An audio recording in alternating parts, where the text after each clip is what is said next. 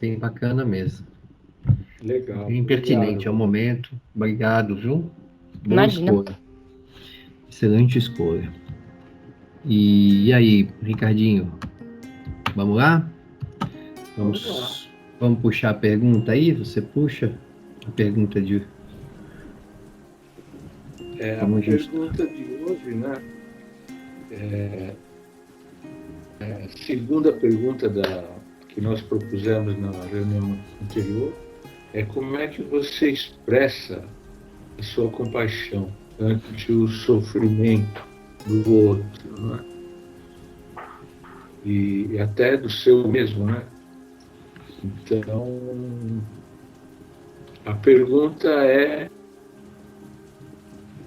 muito clara, né? Alguém gostaria de puxar aí para dizer como é que você expressa a sua compaixão? Pessoal, eu fechei o microfone de todos aí. Quem for falar, por favor, abra o microfone, tá?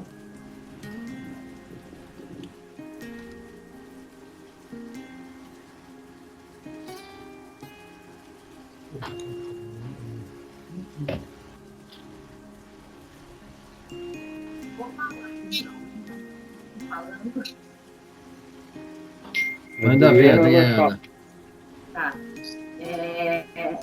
Bom, tem dois lados da pergunta, né? Porque primeiro é como que a gente vê o nosso sofrimento, né? E como a gente vê o sofrimento dos outros, é isso? Eu tinha entendido. Bom, eu sempre lembro uma frase que o Ricardo fala, né? E nós vamos ter a dor de qualquer jeito, mas o sofrimento é opcional. Então, acho que, assim, em relação ao nosso sofrimento, eu acho que a gente tem que tentar ver com leveza, com simplicidade, até dar risada, tentar rir de nós mesmos e dos nossos problemas. Isso em relação a gente. Agora, em relação ao outro, eu vejo que o mais importante é escutar, né? Escutar sem julgamento, né? E aí entra o conceito da empatia. Mas muita gente fala assim, que empatia é se colocar no lugar dos outros. E outro dia eu li uma definição que eu achei muito melhor do que essa, porque a gente nunca vai conseguir se colocar exatamente no lugar do outro, porque a gente é único, a gente nunca vai conseguir essa definição de se colocar no lugar do outro. Mas eu vi uma definição de empatia que é você sentir com o outro. E eu achei muito interessante essa definição, acho que tem mais a ver, porque é você escutar, você observar, sem julgamento, e conseguir sentir o que aquela pessoa está sentindo, né? E essa escuta, uma escuta realmente de você estar presente, de você prestar atenção no que a pessoa está falando e realmente se concentrar em escutar, muito mais do que querer dar algum conselho, ou, não, isso não é nada, eu já passei por coisa igual ou pior. Então, escutar e estar ali para acolher, para estar presente.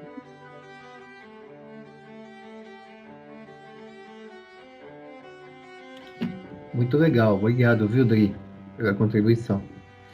Bem legal mesmo. Alguém gostaria de fazer algum comentário sobre essa questão da empatia? Por favor, pode mandar, Paulo. Ela falou da questão primeiro do sofrimento, né? Que a gente tem que levar de forma mais leve, né? Com mais leveza. Só que a gente tende sempre a, num primeiro momento, ficar preocupado, né? É o natural, acho que, do ser humano, né? De primeiro momento, tem aquela reação de, meu Deus, e agora? Aí você não raciocina, você age só com a emoção. Então, a gente precisa sempre estar... Pelo menos eu faço isso comigo. Toda vez eu me policio. Aí eu paro, falo, não, Roberta, pensa, calma, pensa. Porque a gente geralmente vai no impulso, né, de ficar desesperado e entrar em pânico. E aí já vem todo aquele turbulhão de e se isso, e se aquilo, ai meu Deus, vai acontecer, não sei o que, vai... A gente já cria todo um panorama de uma catástrofe, sendo que às vezes nem é uma catástrofe, né? Eu eu ainda sofro de ansiedade, mas a minha ansiedade melhorou muito. E assim, o meu maior problema era esse, porque eu sofria por antecipação por tudo. E muitas vezes desnecessariamente, porque você vê depois que você ficou se preocupando com tanta coisa que no final nem aconteceu, né? Então, assim, o primeiro passo, eu acho, pra gente, com o nosso sofrimento, é a gente se centrar, né, em nós mesmos e tentar raciocinar com calma, para não agir por impulso, para não também fazer uma tempestade em copo d'água muitas vezes, né? E quanto à outra questão, é exatamente o que ela falou. Eu acho que é escutar, né? Escutar sem dar nenhum palpite, até mesmo porque eu acho que muitas vezes a gente olha, né, as questões dos outros e fica com vontade de falar, né? Eu, pelo menos, sou assim. Minhas amigas vêm contar as coisas e eu falo, meu Deus, ela tá fazendo tudo errado.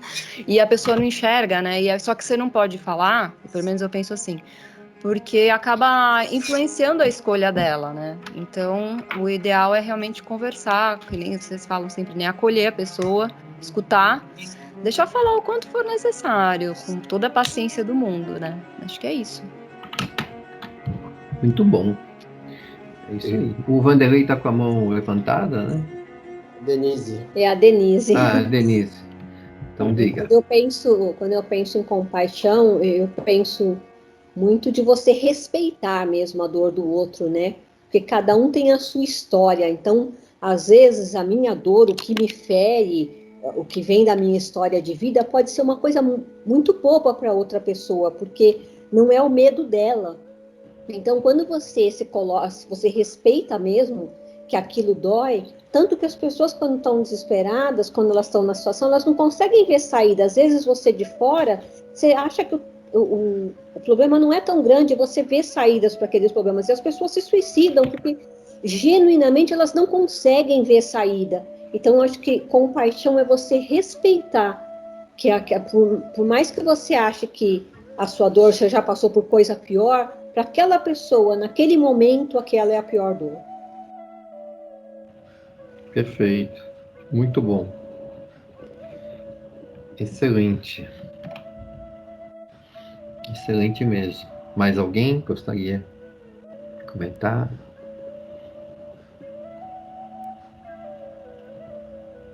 Algum comentário a mais? Não. E Não? Ana? Ana? eu anotei aqui as palavras, né? Atenção, presença. E eu lembrei de uma história que conversei domingo retrasado, que a pessoa me contou fez o seguinte relato paralelo, né? Sobre sobre esse auxílio. Ela estava numa praia, ela achava que ela sabia mais ou menos nadar, que ela poderia entrar no mar. Ela comentou que ela tinha dificuldades, ela não sabia muito bem, e ela estava num grupo. Aí ela entrou no mar. E nas ondas ela acabou ficando sem pé, sem chão, e bateu um desespero muito grande. Ela disse que ela entendeu o quanto ela não estava preparada, isso descrevendo, né? O quanto ela não estava preparada para estar naquela situação, e ela se desesperou muito. E ela achava que ela ia morrer, ela estava desesperada. Aí ela sentiu que alguém segurou ela por trás, né? Fez assim ao contrário, e conseguiu resgatar ela do mar. E aí, quando ela conseguiu chegar em lugar firme, né, na areia, ela ainda estava muito desesperada. A moça que ajudou, que era do grupo que ela estava, de amigos, falou que ela teve um jeito, ela falou, mas como é que a gente saiu do mar? O que aconteceu, né? Porque ela estava muito assustada ainda.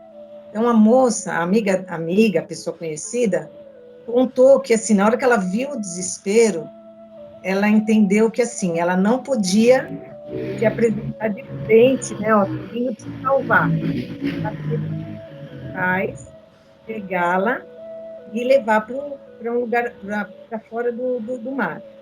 Mas que ela tinha ouvido, durante as conversas antes de entrar no mar, que a dificuldade dela, da menina, em saber ou não nadar. Então, ela teve uma tensão anterior com uma possível dificuldade. Mas ela falou que o que ficou mais forte para ela é que ela sabia que ela teria que ajudar de uma forma bastante efetiva, que não era pedindo calma para quem estava se afogando, não era chamar pela razão, mas era ter uma presença e uma atenção efetiva num preparo daquilo que ela podia fazer, que era salvar daquela forma, sem que ela esperasse. Então, ela falou, olha, talvez se eu te jogasse uma boia, talvez você não conseguisse pegar essa boia. Talvez se eu tivesse jogado alguma coisa para você segurar, talvez você também não conseguisse segurar. E aí nós fizemos um paralelo, porque ela falou, realmente não ia ver boia, eu não ia ver nada. Que é quando a gente fala que no estado de desespero, a sensação maior que você tem é de que você não vai conseguir sair daquela situação. E, às vezes, quem está do outro lado, ajudando no sofrimento, ela tem uma concepção, e a gente precisa cuidar dessa concepção, de que se eu apenas lançar boias, essa outra pessoa vai conseguir alcançar. Se não é a presença, não é estar presente na escuta, no acolhimento, que vai realmente resgatar essa pessoa. Então, eu fiz um paralelo com ela, que nós, como espíritas, né, muitas vezes nós nos cercamos de conceitos e aprendizado, né, da vida de ação e reação, da lei de causa e efeito, da reencarnação, do momento de... E isso são conceitos que, às vezes, a gente fica tentado a lançar essas boias conceituais, né, acreditando que aquele que está em desespero, não sabe exatamente o que fazer, vai conseguir alcançar essa boia. E muitas vezes não. Muitas vezes é o abraço, é a presença, é o quanto você consegue entender a dificuldade, que é o que a Adriana falou, né? E a Roberta também, Denise, e o quanto você consegue compreender a falta do outro, o vazio do outro, para poder compartilhar algo que seja efetivo.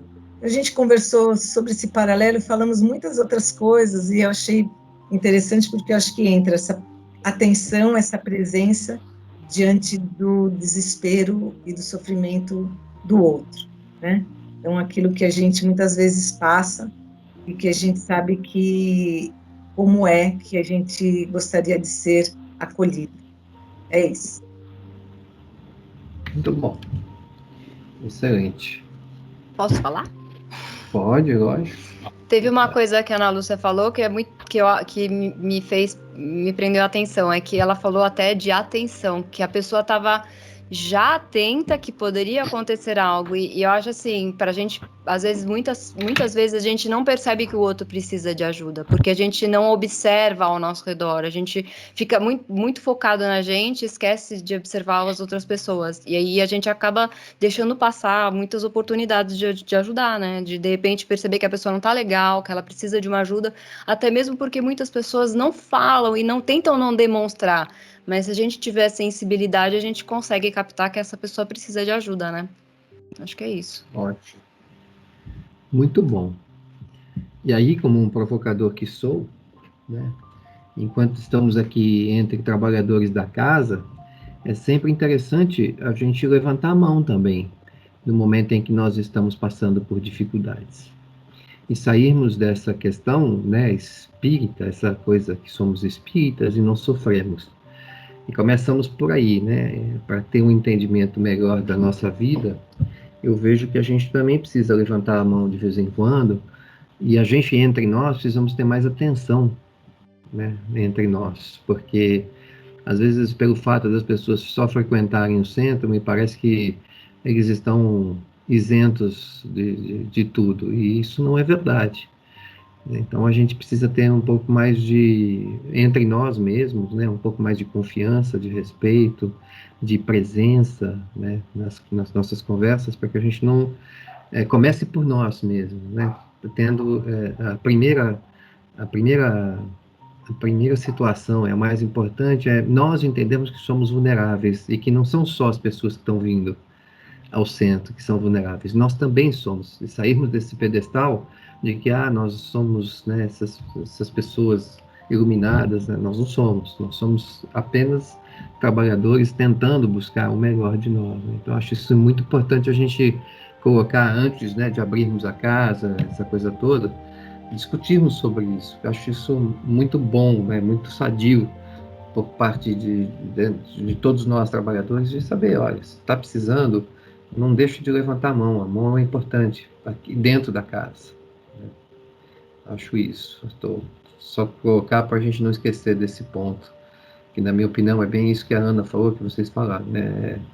É muito fácil quando a gente trata os outros que estão fora, né? Que são pessoas desconhecidas, são pessoas que nós não conhecemos, e que elas se expõem, elas mostram as suas vulnerabilidades, e parece que quando nós estamos na nossa sociedade, parece que nós não podemos demonstrar a nossa vulnerabilidade, parece que somos infalíveis, né? E isso não é verdade. Isso a gente precisa tomar bastante cuidado e acolher, né, uns aos outros nos momentos em que passamos dificuldades, porque é só desse jeito que nós vamos conseguir aprender efetivamente a atender as pessoas, entendendo o nosso próprio sofrimento, entendendo que somos falíveis, que somos espíritos em evolução, que precisamos aprender também, e faz parte desse aprendizado o nosso sofrimento, aceitar esse sofrimento, né, da forma como a Adriana coloca, às vezes de uma forma leve, rindo, né, fazendo, mas pedir ajuda quando for necessário, porque isso é parte do processo, na minha opinião. Quem mais quer falar alguma coisa? Por favor, fala, meu amigo Ricardo, irmão.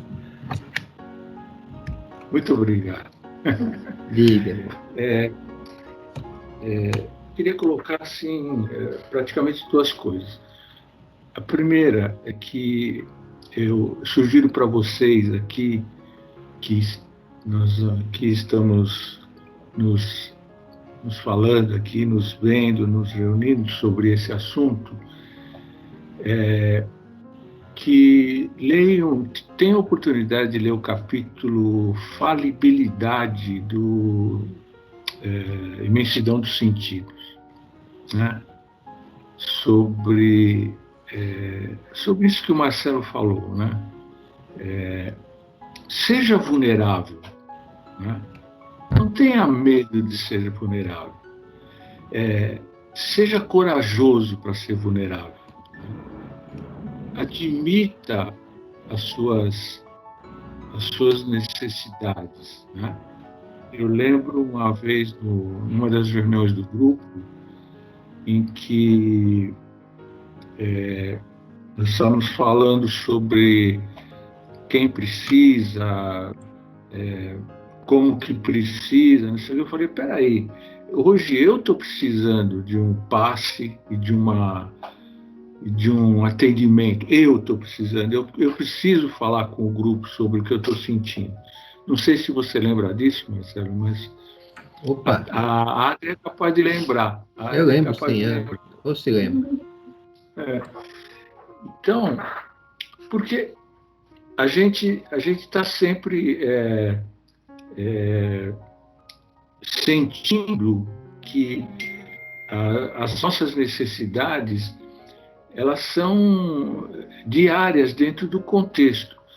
Como o Marcelo falou, aí você fica, você vai dirigir um grupo, você vai apresentar uma palestra e tal, você fala, bom, eu não posso demonstrar essa vulnerabilidade, né?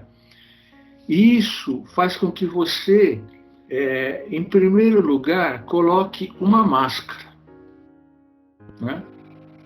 Então, para você poder expressar sua compaixão pelo sofrimento do outro, você não pode colocar máscara, porque se você quiser explicar para o outro por que ele está sofrendo, não vai dar certo, né? Mas se você expressar sua compaixão de uma forma esclarecedora, porque você também sofre, você também é vulnerável, você precisa conversar, né? Então, esse é um ponto que a meu ver, é fundamental, né? Então, dê uma lida nesse capítulo, quem quiser, mas seja vulnerável. Em qualquer situação da sua vida, seja vulnerável, né? Entenda a sua vulnerabilidade. Não fuja dela. Tenha coragem de assumir a sua vulnerabilidade para poder expressar sua compaixão. Porque você também precisa da compaixão dos outros, né? Então, esse é o ponto que vai, né, do que a Adriana falou no início, né? Você sofrer é opcional. A dor vai existir de qualquer jeito. E como que sofrer é opcional? À medida que você, né, mostra a sua vulnerabilidade também, expressa essa compaixão e aí você consegue esclarecer. Então, o sofrimento passa a ser opcional mesmo, né? Mas sem isso, se a gente não conseguir expressar, se a gente quiser ficar num outro patamar, não vai dar certo, né? Ótimo. Não vai dar certo. É claro que você não vai chegar. Opa, desculpe, só para completar. Depois eu tenho mais, mas eu vou deixar o Glauco falar, eu tenho mais. Se você está numa palestra, você não vai chegar lá na frente e falar assim, olha, eu estou mal hoje. Né? Mas você não pode, ao proferir, né, a palestra, ou falar, ao se expressar, você não pode ser invisível para aquelas pessoas, entendeu? Então, quando você está, as pessoas estão lá para te escutar. Agora, você não pode continuar sendo invisível, você tem que mostrar que você é igual.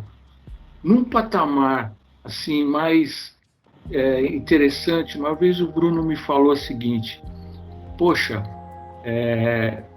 as pessoas gostam de que você está numa palestra num dia e no dia seguinte você está sentado ao redor delas lá. Por exemplo, no SPI, segunda-feira, você fez a palestra, né? Na outra segunda tem um outro palestrante, mas você está lá no meio, quer dizer, você não é invisível, entendeu? Então a gente tem que se mostrar visível para as pessoas. E para isso, você tem que mostrar que você também sofre, né? E isso é falta de coragem a gente não fazer. A gente usar máscara para as coisas é falta de coragem. Muito bom. O Glauco levantou a mão e a Betina também. Pela ordem foi o Glauco, por favor. Eu não sei se é o Glauco ou a Adriana. Agora tá a dupla aí. Decida. A Adriana, pode falar. Pode falar. Queria só completar essa coisa da vulnerabilidade, porque muitas vezes a gente tem esse medo de ser vulnerável, mas quando você é vulnerável, você gera uma empatia tão grande do outro, uma conexão, que dá o efeito oposto. Você tinha aquele medo, mas é o contrário, porque daí que você se conecta com o outro, você realmente gera uma empatia, né? E eu queria só também falar sobre o que o Marcelo falou da gente como trabalhador, como frequentador lá do SPI, também pedir ajuda. E quem é aqui do grupo de quarta, todo mundo passou pelo tratamento, né? E foi uma experiência tão positiva, acho que todos que estão aqui, que participaram, podem falar, né, da gente ser tratado. Na configuração tinha uma pessoa que era o nosso anjo, que ficava mais próxima da gente, e aquilo foi uma conexão tão grande, que eu acho que é uma coisa que todos deveriam passar da casa por esse processo. Obrigado, Adriana. Para todos que se entregam, né? Sempre a gente precisa colocar, você precisa se entregar, né? E não ter medo de se expor. Betina, é sua vez. Vamos lá. Oi, boa noite, pessoal. Tudo bem? Tudo bem. Primeiro é um prazer aí, eu tenho acompanhado, né? Assim, um pouco de longe, não tenho conversado muito com vocês, mas estou acompanhando. E foi muito bom, assim, para mim foi um presente da pandemia, né? Que bom. Porque eu pude acompanhar e, enfim, por outras situações da vida, não foi possível continuar aí até um momento que eu estudei com a Laura, enfim, né? Eu mudei, aconteceram outras coisas. Mas eu estou pensando em tudo que vocês estão falando, né? E quando eu não tenho essa experiência de estar com vocês aí no grupo e de repente se expor, como o Ricardo falou, um dia eu não estou bem e um dia eu vou ser tratado, mas eu tenho, a pandemia me deu a oportunidade de conversar com muitas pessoas, de vídeo, por telefone, enfim, de poder ajudar um pouquinho, né? A gente está falando de compaixão. E quando vocês falam tem alguma coisa em mim, né? Eu não consigo muitas vezes me colocar efetivamente no lugar do outro. Mas vou contar uma passagem bem rapidinha que aconteceu semana passada. A minha ajudante começou a voltar, começou a vir na minha casa, aos poucos, tal. Um dia ela chega desesperada, me conta uma situação bem complicada com uma menina, né, com a filha dela de 15 anos. Eu fiquei olhando, falei, como é que eu posso ajudar, né? Uhum. E eu só falei para ela, olha, eu passei por uma situação, algumas vezes por uma situação parecida com a tua, e falei para ela como eu me senti. Porque a gente fica falando, sim, eu acredito que vocês têm toda uma formação aí que eu não tenho, de como atuar num centro, como receber, né, os atendidos. Mas, às vezes a gente precisa também colocar a mão na massa para tentar ajudar. Eu vejo que é o que vocês fazem quando vocês dão cesta básica, quando vocês colocam fazem o lanche, enfim, tá, uma série de coisas. Mas para finalizar essa conversa que eu tive com ela, e eu falei como eu me senti numa situação parecida com ela, com o que ela viveu, né? Bom, ela foi embora, eu não tive mais contato com ela, eu escutei primeiro tudo que ela estava sentindo, ela chorou muito, e sei lá, depois de uma semana ela voltou, eu falei, como é que você está? E eu disse para ela que eu estaria com ela nessa situação, eu vou estar do seu lado, eu não sei o que eu vou poder fazer, mas eu estarei do seu lado. E ela voltou a semana passada, né, acho que foi na retrasada, na semana passada, falei, como é que você está? Ela falou, depois da nossa conversa, eu estou super bem. E as decisões que eu ia tomar equivocadas, eu não tomei. Assim, eu estou pensando no que vocês estão falando, né, eu estou até aqui, voltando à pergunta, né, como você expressa sua compaixão pelo sofrimento humano, e eu não consegui, né, atuar dentro de um centro espírita, mas eu fiquei pensando sobre essa minha atuação com ela, né, na hora eu até tomei falei, nossa, que bom, fico feliz que você tomou uma decisão e que foi muito sábia para você e para tua família, e ela olhou e falou, esse problema não é mais problema para mim. Não sei, eu só queria compartilhar com vocês, porque muito eu fiquei pensando aqui muitas coisas. Obrigada. Betina, eu agradeço profundamente essa oportunidade de você ter colocado essa história para a gente, e é até bom Porque nós não atendemos no centro espírita, nós atendemos na vida. O tempo todo a gente está fazendo atendimento. Nós convivemos com muitas pessoas que não frequentam o centro. Aliás, a maioria, né, dos nossos familiares não frequentam. E aí a gente tem que estar o tempo todo fazendo esse atendimento. Então nós estamos aqui nessas conversas constantes, nos treinando. Os cursos são os nossos treinamentos, onde, como o Ricardo disse, né, mostramos a nossa vulnerabilidade, aprendemos como você aprendeu com o seu sofrimento, você passou também, você teve humildade de dizer também que passou, mas fazer o que você fez é a grande dificuldade da humanidade, é acolher as pessoas com o coração, simplesmente isso, tão fácil quanto isso, que parece tão fácil, mas é muito difícil, na minha opinião. E assim, é você deixar o seu coração te levar, te intuir, deixar com que você sinta, né, o que pode falar, o que pode dizer, e não precisa estar. O centro espírita é um lugar de estudo, é um lugar de aprimoramento, é um lugar onde a gente vai ter pessoas buscando, mas o tempo todo nós estamos em atendimento. Hoje nós saímos desse lugar e somos seres espirituais, né? Então o tempo todo a gente está servindo, fazendo um serviço, seja no seu trabalho, seja na sua casa, nos seus familiares, seja com seus amigos, seja onde for. A gente tem que estar sempre preparado e disponível. Vanderlei ou Denise, agora eu fico aí na dúvida, quem levantou a mão? Pode falar. O seu microfone está fechado, isso. Vamos lá, de novo. Não, eu só queria, a Adri falou aí sobre a empatia, né, o retorno disso, e ontem nós estudamos um texto que eu quero recomendar para todo mundo, que é muito legal, é o último capítulo do livro Dentro de Mim, do José Carlos de Luca, que ele fala que ele passou por isso, até muito pouco tempo atrás, de não conseguir ser autêntico, de não saber quando ele estava usando a máscara, e quando ele tirou, quando ele foi verdadeiro, aí ele tentava só agradar, e depois ele viu que ele conseguia ter muito mais empatia das pessoas quando ele pôde ser autêntico, pôde ser ele mesmo. É muito legal, leiam esse texto, é o último capítulo do Dentro de Mim. Tem tudo a ver, Dri, com o que você falou agora. Ótimo. Obrigado pela dica. Roberta, você quer falar? Pode falar.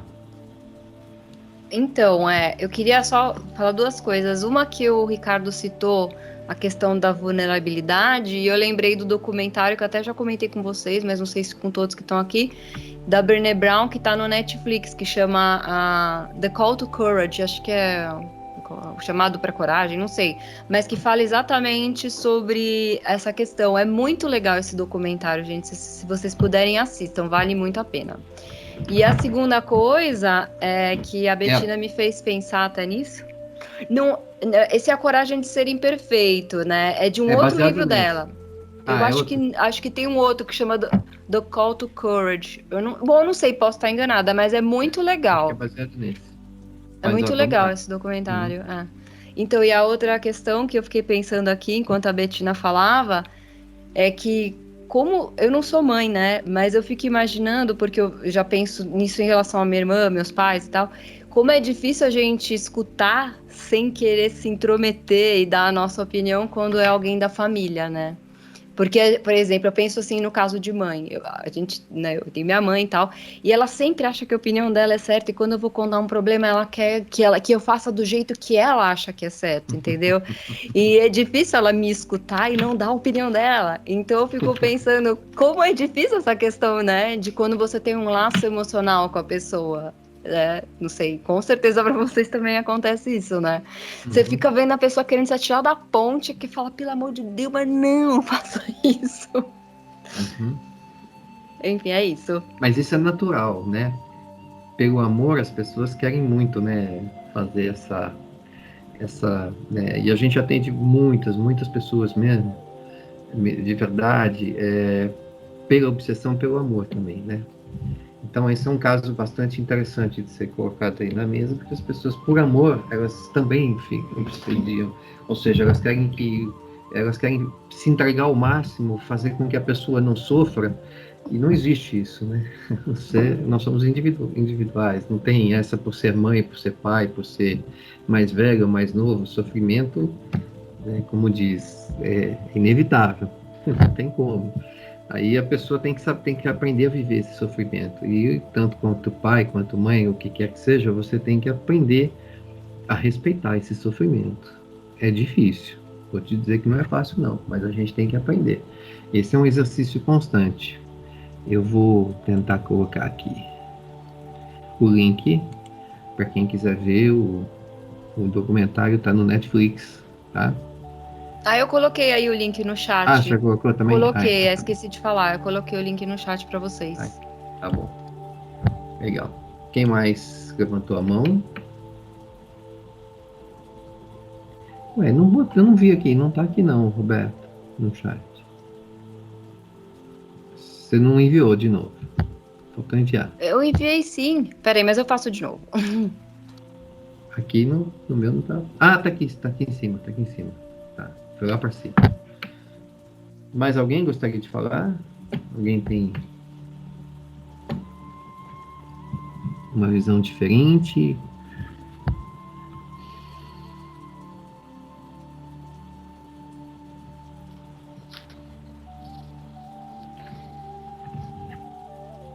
Eu coloquei no convite para a reunião de hoje, uma mensagem de Paulo. E gostaria de falar sobre essa mensagem. Não falar, mas queria saber o que se vocês concordam com isso, né? Quer dizer, na verdade, eu estou fazendo uma outra pergunta em cima da... Ele diz assim, Paulo, né, apóstolo, o sofrimento produz resistência. A resistência produz caráter. E o caráter produz a fé.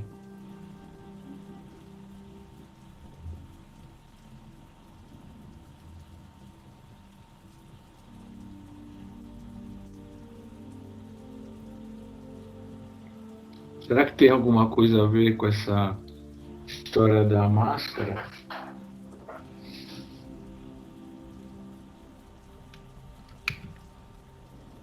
E aí? Quem arrisca?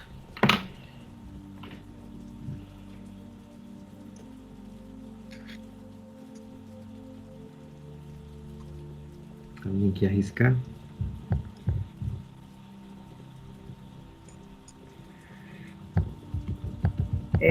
Eu acho que nós iniciamos a nosso amadurecimento, né? Primeiro, a gente se intitula, né, ou se acredita corajosos, prontos, certos, corretos. É um primeiro exercício nosso, eu acho que é estar voltado para algo que ainda não faz parte de nós, né? Mas que quando a dificuldade e a crise, né, o momento de sofrimento, de teste aparece, ele realmente vai nos colocar fora de uma zona de conforto, que é aquela onde a gente se cercou de certezas, né? Então, do quanto somos capazes, do quanto temos fé, do quanto somos corretos e tudo mais. Eu acho que o momento do sofrimento, as nossas bases, né, aquele momento do teste que somos confrontados, as nossas bases são todas estremecidas, né? As nossas certezas acabam se tornando as incertezas, e é elas que vão nos fazer testar, fazer escolhas, buscar caminhos, né? Então, aquela pessoa que, por exemplo, ela acredita que ela, fisicamente, ela é indestrutível, ela não vai ficar doente, ela pode utilizar o corpo físico do jeito que for, com comidas, com alimentação, porque para ela entende que a saúde está nela, né? É uma certeza, e ela passa, então, a sofrer um processo de enfermidade, e essa enfermidade vai trazer para ela o que? As incertezas. Então, eu acho que aí é um momento, como está dizendo, que os testes vão criar em nós, né, um processo, aí sim, de crescimento, de fortalecimento, de acordo com a nossa escolha, né? Então, isso é da lei, isso é do processo do universo, que nós sejamos tirados da zona de conforto, da zona de comodismo, de certezas, e passemos a ter momentos de muitas incertezas, de muitas provações e questionamentos, para que a gente possa realmente redescobrir essas nossas capacidades. Redescobrir só está, como fala, disfarçada ou sufocada nesse monte de máscaras, né, que nós acabamos colocando. Então, eu sinto que esse momento da reconexão, né, que termina com a fé, quem puder ler o livro Reconciliação consigo mesmo, com a família e com Deus, ele fala justamente desse caminho, né, que é do Andrei Moreira. É aquele caminho onde você sofre as consequências dos seus equívocos e você acaba fortalecendo as suas capacidades até que você consiga chegar naquele estado de fé. Porque a gente está num momento de dificuldade e fala, tenha fé. Não é tão simples assim. Tenha fé. A fé é o final do processo, né? O reencontro do filho pródigo com o pai, né, é o final do processo, não é o começo. Então, nós temos essa capacidade em nós. Eu sinto que Paulo fez esse caminho, né, também, e só se reencontrou, depois de muitos testes. Muito bem. Vou lançar aqui diante dessa questão, vou lançar algo que eu acho muito importante. Como o centro está se renovando, a gente está tentando desenhar um novo SPI, é fundamental, na minha opinião, usando aqui um pouco de Brené Brown, que eu gosto muito, e ela fala de uma coisa que dá muito certo, né, na cultura deles. Eu acredito que só adaptando a nossa cultura também dará certo, que é o SPI se tornar uma rede de apoio, né? Essa é a questão fundamental. Tem que começar, essa rede de apoio tem que começar aqui, para quem está dentro dela, principalmente nós que estamos dentro, para que possamos expandir essa rede de apoio. Ou seja, entender que todas as pessoas, né, estão vulneráveis, estão passando por suas dificuldades e não encontram, não sabem quais são as redes de apoio possíveis de se juntarem. Independente dos rótulos, espíritas e tudo mais, nós precisamos nos preparar para nos transformarmos nessa rede de apoio, como disse, né? Como a gente estava dizendo, para que a gente consiga apoiar os nossos familiares, apoiar os nossos colegas de trabalho, estar preparado para isso. E para isso nós precisamos nos ajudar. Essa é uma questão muito importante, na minha opinião, nesse momento que vivemos, que a humanidade está passando. Eu lanço isso, né? É um lançamento que faço a vocês para que a gente fortaleça essa rede de apoio. Não é muito além, a rede de apoio é muito além do atendimento fraterno, né? Ter o apoio mesmo, né? De acompanhar, de dar vibrar, de fazer com que as pessoas coloquem uma energia diferente naquela dificuldade pela qual está passando. Essa é a questão que eu acho que a gente tem que estar cada vez mais aprimorando, nos preparando, né, nos dando a chance de fazer, de servir o outro dessa maneira.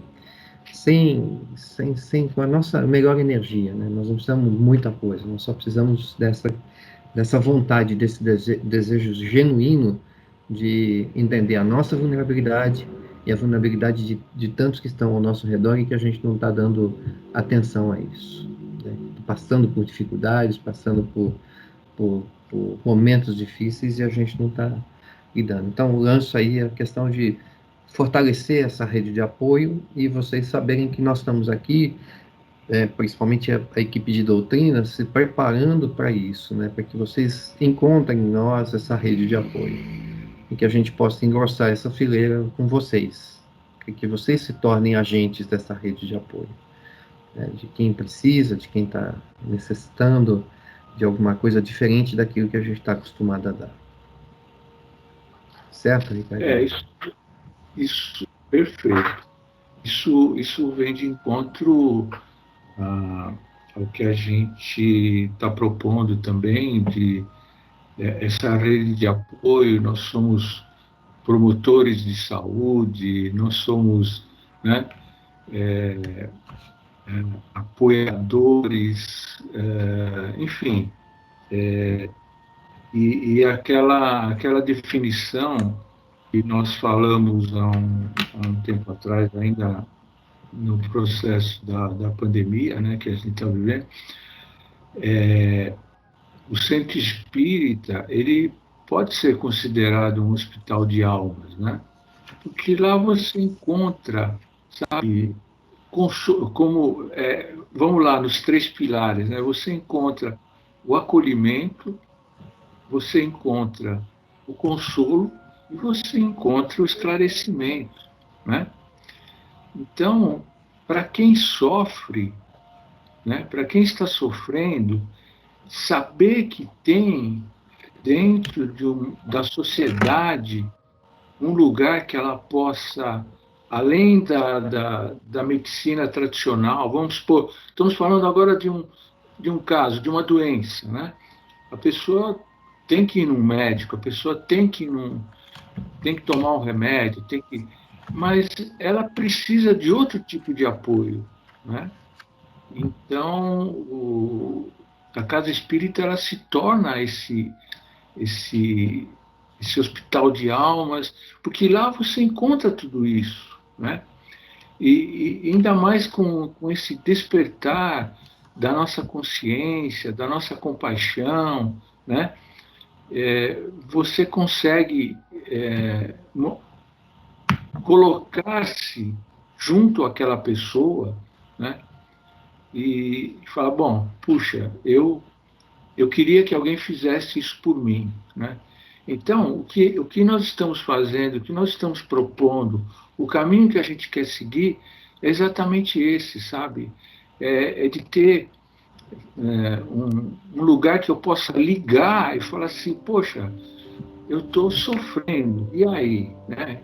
Pô, não, nós estamos aqui para te ajudar, né? E eu acho que isso que é bacana nessa regeneração, sabe, dos nossos espíritos, combinado com o que está acontecendo, com o que vem por aí, o amor que a gente sente um pelo outro, e isso tudo vai fazendo com que a gente cresça nessa direção, né? Então, gente, sofrer por sofrer não adianta nada, né? A gente tem que dar um significado para esse sofrimento, né? Então, essa é a verdadeira compaixão, né? A compaixão, a empatia, né? Enfim, é isso aí. Mais alguém? Gostaria de colocar mais alguma coisa? Tato, você quer falar? O seu microfone está desligado, Tato. fiquei um tempo sem áudio e eu consegui sair e voltar e o Vanderlei me aceitou, me integrou. Tá bom. Só um outro comentário que a Ana contou um caso. Aí eu cheguei, depois a Betina contou sobre a pessoa que trabalha com ela e tudo mais.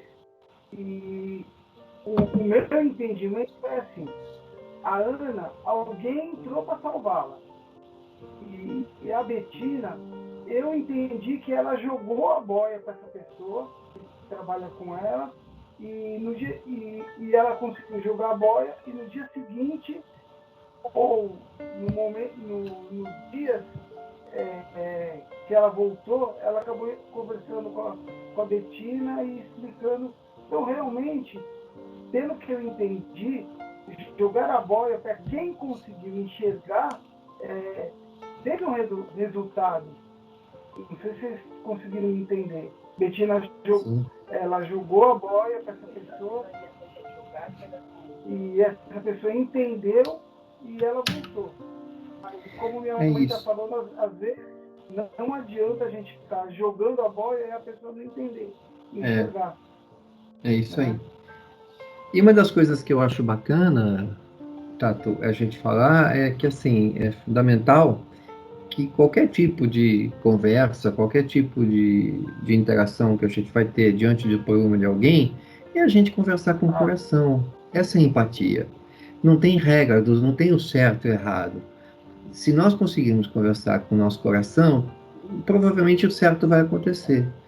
Uma palavra vai surgir corretamente, né? Mesmo que você não tenha intenção ali de dar uma fórmula mágica para a pessoa. Às vezes, vamos dizer, eu entendo sua dor, eu já passei por isso, pronto, é o suficiente. Para outros, é só escutar, é um abraço. Para outros, é pegar e agarrar e falar, vem aqui comigo que eu vou te ajudar. Cada um vai ter... a gente tem que estar preparado para fazer esse atendimento com todas as máscaras longe de nós, com o nosso espírito pleno e pronto, porque se nós não estivermos, enquanto ali, espíritos errantes, espíritos em sofrimento também, e tentando entender o sofrimento que aquela pessoa está passando nesse momento, porque em outro momento eu posso passar também, e a gente está, assim, numa condição de humano, somos humanos, né? Vamos acertar e vamos errar, vamos perder, vamos ganhar, como foi dito aqui. Aí a gente começa a ficar num lugar errado do espiritismo. Nós nos colocamos num lugar superior às pessoas. E não, isso é o pior da história. A gente não tem que estar em lugar algum. Nós temos que estar no mesmo lugar que todo mundo, no mesmo ambiente que todos. Esse é o que a gente está lutando e que vai lutar aqui pelo espírito. Assim, somos falíveis. Aqui ninguém é diferente de ninguém, ninguém é melhor que ninguém é melhor médio que outro, não tem isso, não existe. Nós estamos aqui tentando aprender.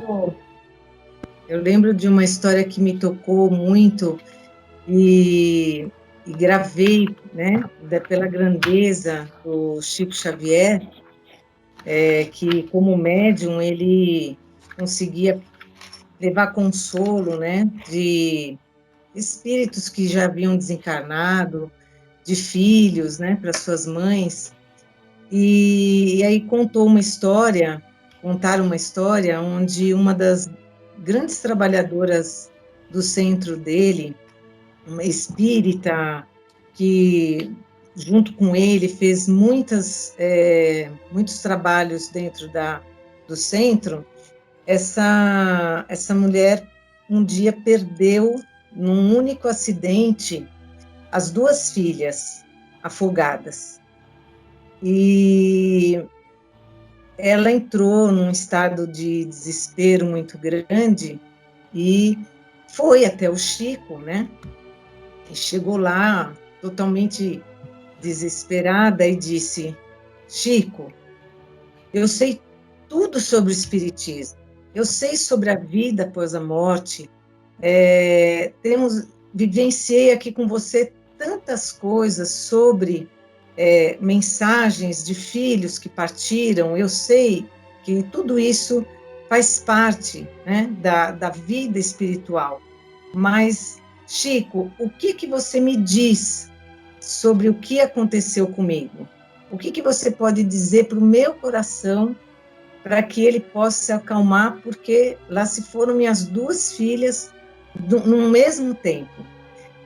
E aí ele olhou para ela e abraçou-a e disse: hoje eu só posso chorar com você, a sua dor. E abraçou ela e os 2 choraram juntos. Então, é de uma grandeza tão profunda essa posição do Chico, né? Porque como médium, como conhecedor tão grande, essa conexão com o mundo espiritual, naquele momento ele só disse isso para ela: hoje eu só posso chorar com você. E abraçou. E aquilo foi o estar presente, né, de coração e com aquilo que ele tinha de maior. Então eu sinto que nós estamos nesse caminho de forma ainda gatinhando, né? A gente gatinha. E gostei muito dessa sua fala, Ricardo. A gente ter um canal onde a gente possa ligar e dizer: eu estou sofrendo, quem pode falar comigo, quem pode me dar uma palavra, né? Um abraço, uma ideia, um algo. Muito bom. Bacana. Quando vocês estavam falando, eu estava lendo aqui, prestando atenção e lendo, né? Se bem que eu não consigo fazer as 2 coisas ao mesmo tempo mais, tá? Mas eu estava traduzindo o que a Ana estava falando, né? Que o Tato falou, e lendo alguma coisa da Joana aqui, que é muito interessante. Eu vou me permitir ler para vocês, que é bem curtinho. Quando se é carente, seja por qualquer motivo, tá? Essa necessidade torna-se tormentosa, deixando de expressar o amor real para tornar-se desejo de prazer imediato, consumidor, etc. Né? São as máscaras que a gente usa. Eis porque, muitas vezes, quando alguém diz com aflição: eu o amo, está tentando dizer: eu necessito de você. Que são sentimentos muito diferentes. Né? Então, as pessoas, quando elas estão vulneráveis, ambos os lados, né, a gente consegue perceber: eu estou precisando de você. Né? Mas, então, isso a gente só começa a perceber quando realmente, no começo a gente falou bastante sobre isso, você se coloca no lugar do outro, mas não no lugar do outro, no lugar dos sentimentos, do que as pessoas estão sentindo naquele momento. Né?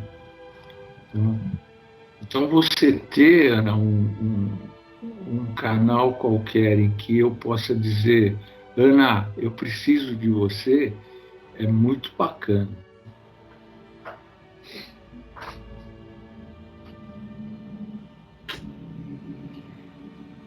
Vamos encerrar então, gente? Vanderlei, preparado aí? Roberta, preparada aí?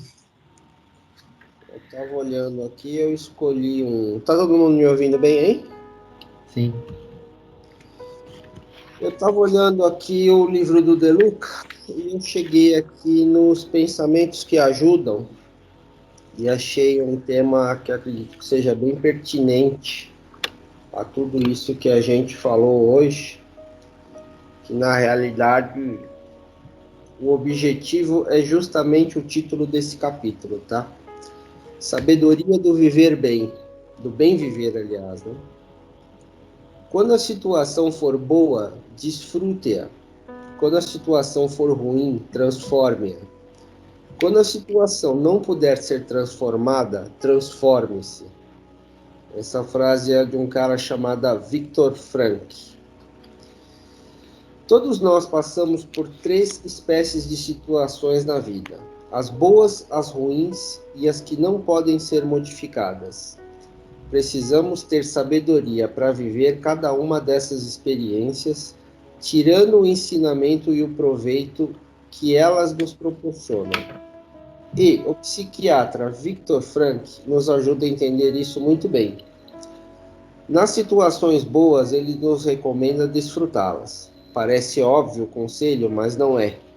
Nem sempre damos conta de que estamos passando por um momento bom na vida, porque, invariavelmente, não costumamos perceber as pequenas facilidades que nos visitam, aliás, as pequenas felicidades que nos visitam todos os dias. No dizer de Leila Ferreira, na vida real, o que existe é uma felicidade homeopática, distribuída em conta-gotas. Um pôr de sol aqui, um beijo ali, uma xícara de café recém-coado, um livro que a gente não consegue fechar, um homem que nos faz sonhar, uma amiga que nos faz rir. Desatentos para essas pequenas felicidades, ficamos à espera daquela felicidade superlativa, apoteótica, típica dos contos de fadas, e nos julgamos infelizes enquanto esses grandes acontecimentos não aparecem, se é que virão algum dia. Estejamos atentos aos bons momentos da nossa existência, sabendo que, quase sempre, eles estão disfarçados nas pequenas coisas do cotidiano, e muitas vezes entremeados ou com outros momentos desagradáveis. No meio de uma tempestade de problemas, você pode fazer uma pausa para tomar um café, conversar com um amigo, lembrar-se de coisas que vão bem na sua vida e saber que tem um lar para voltar, uma cama para dormir, alguém para abraçar e uma esperança para viver. Quando a situação for ruim, transforme-a. Eis a proposta de Frankl. Nós viemos a este mundo não apenas para desfrutar um paraíso, mas sobretudo para construí-lo. Na Terra temos muitos problemas pessoais e coletivos. E Deus deu a cada um de nós a missão de construir as soluções para as dificuldades que nos envolvem. As barreiras que surgem em nossos caminhos nos estimulam a trabalhar mais, a estudar mais, a ter mais coragem, perseverança, criatividade e determinação. Enfim, nos tornamos pessoas melhores quando transformamos em ponte o que antes era um muro e a constatação de termos virado a mesa, de termos mudado a placa desfavorável,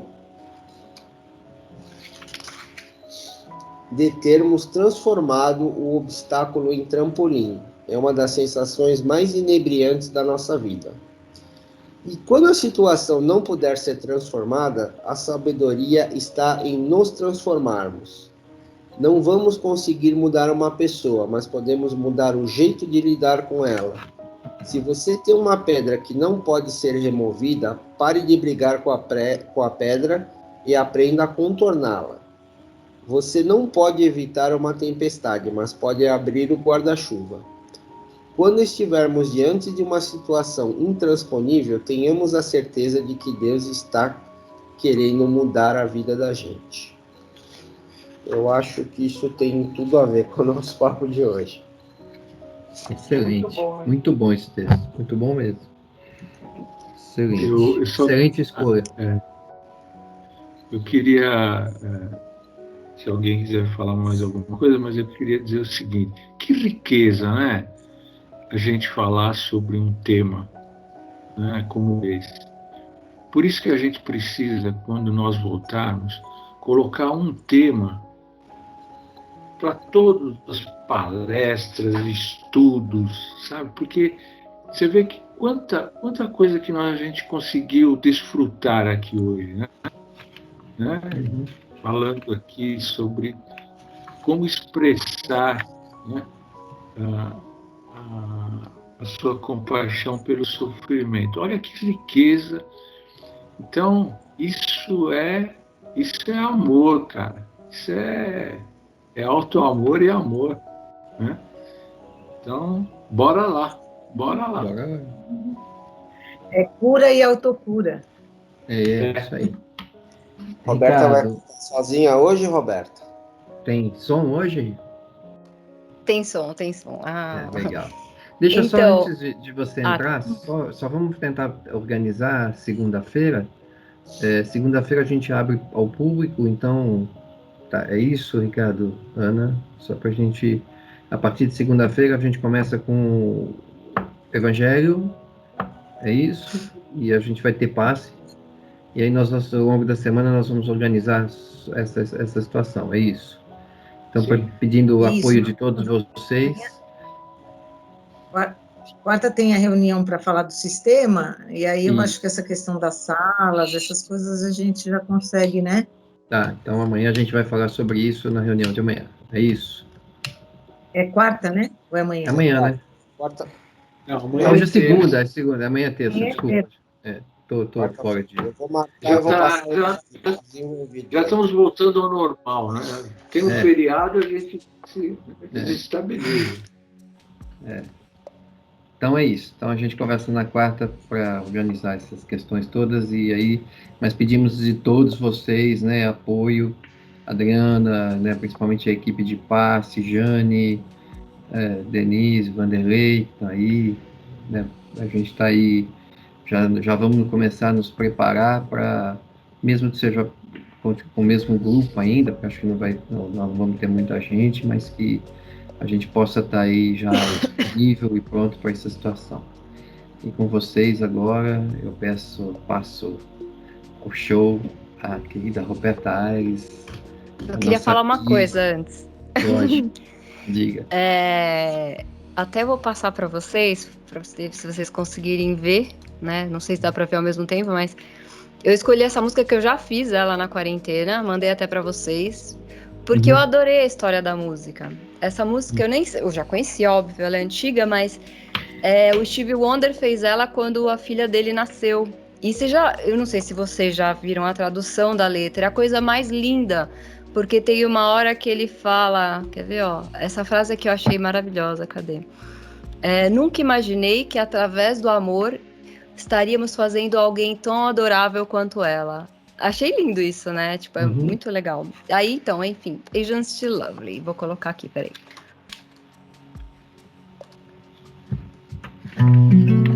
Tá escutando? Sim.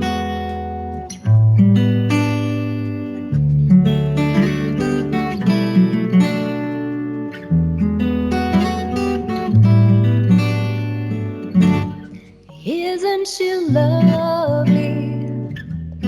Isn't she wonderful? Isn't she precious? Less than 1 minute old.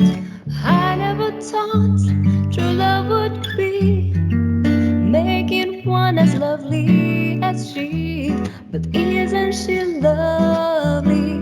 Made from love. Isn't she pretty? Truly the angel's best. Boy, I'm so happy. We have been heaven blessed. I can't believe what God has done. True as He's given life to one. But isn't she lovely?